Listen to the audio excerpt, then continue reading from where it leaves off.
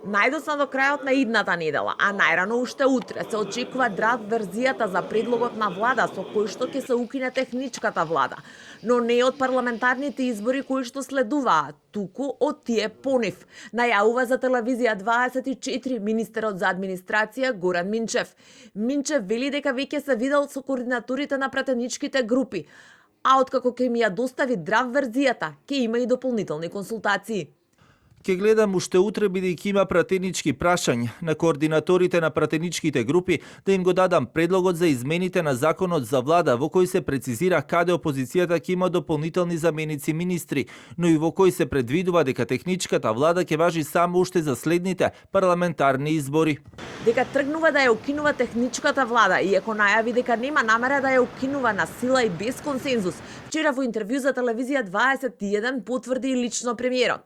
Тој кажа дека веќе почнала процедурата, но техничката влада ќе остане за наредните избори. Компромисот што Мицковски му го понуди на Венко Филипче, кој како еден од аргументите за бојкотот на лидерската средба, освен како што рече дека не седи на маса со криминалци, му беше токму укинувањето на техничката влада.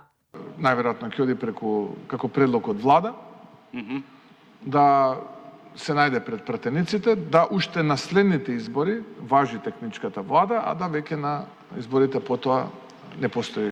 Од СДСМ за телевизија 24 и денеска само повторуваат дека Македонија според нив не е зрела за укинување на пржинската влада. Без конкретен одговор што и дали нешто ќе превземат, откако премиерот најави дека тргнува да ја укинува техничката влада без целосен консензус.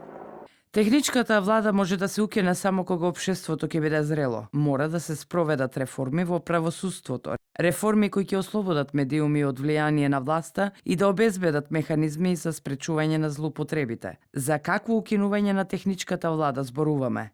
За единствениот преостанат механизам за обид за фер избори. СДСМ ќе ги искористи сите демократски механизми? Од мала речица пак се уште чекаат зелено светло од меѓународниот фактор. Остануваме на ставот на председателот на партијата дека за евентуалното укинување на техничката влада треба консултација со меѓународните партнери. Од левица поддршката за укинување на техничката влада ја условија со една изборна единица. Вреди пак даде бланко поддршка на лидерската средба на Мицковски за укинување на пржинската влада. Техничка влада со учество на опозицијата во неа 3 месеци пред избори беше дел од договорот меѓу поранешните премиери Никола Груевски и Зоран Заев во преговорите во Пржино.